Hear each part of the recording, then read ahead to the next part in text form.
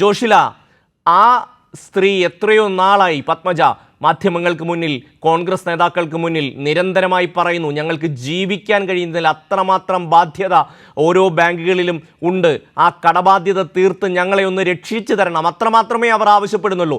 ജീവിക്കാൻ ചെലവിനുള്ള പൈസയല്ല അവർ ആവശ്യപ്പെടുന്നത്, അല്ലെങ്കിൽ ഞങ്ങൾക്ക് സുഖമായി ആഡംബരപൂർണ്ണമായി ജീവിക്കാനുള്ള തുകയല്ല അവർ ആവശ്യപ്പെടുന്നത്.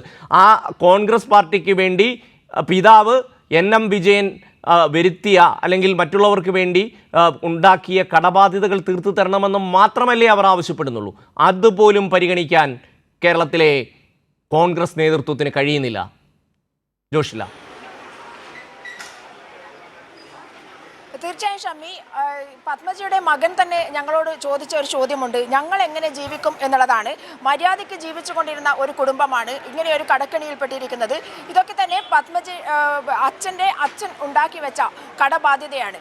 ഈ കടബാധ്യത എന്ന് പറയുന്നത് NM വിജയൻ സ്വന്തം കുടുംബത്തിന് വേണ്ടി ഉണ്ടാക്കി വെച്ച കടബാധ്യതയല്ല എന്നുള്ളതാണ് വാസ്തവം. അത് കോൺഗ്രസ് പാർട്ടിക്ക് വേണ്ടി ഉണ്ടാക്കിയ കടബാധ്യതയാണ്.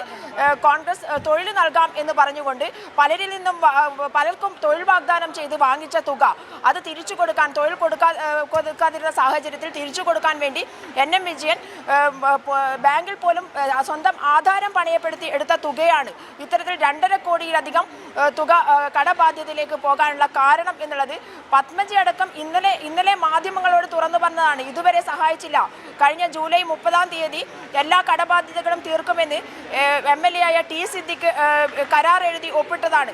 അടുത്ത ദിവസം ഈ കരാറിനെ കുറിച്ച് ചോദിച്ചപ്പോൾ അഭിഭാഷകൻ പറഞ്ഞത് അടുത്ത ദിവസം തന്നെ T സിദ്ദിഖ് MLA-യുടെ PA വന്ന് ആ കരാർ പത്രവും എടുത്തുകൊണ്ടുപോയി എന്നുള്ളതാണ്. ഈ ഒരു രീതിയിലേക്കാണ് കോൺഗ്രസ് നേതൃത്വം മാറുന്നത്. അതായത് കടബാധ്യതയിൽ മുങ്ങിമരിച്ച ഒരു കുടുംബത്തെ പറ്റിക്കുന്ന രീതിയിലേക്ക് കോൺഗ്രസിന്റെ നേതൃത്വം മാറുന്നു. T സിദ്ദിഖ് MLA അടക്കമുള്ള ആളുകൾ ഇതിന് വഴിയൊരുക്കുന്നു എന്നുള്ളതാണ് മറ്റൊരു കാര്യം.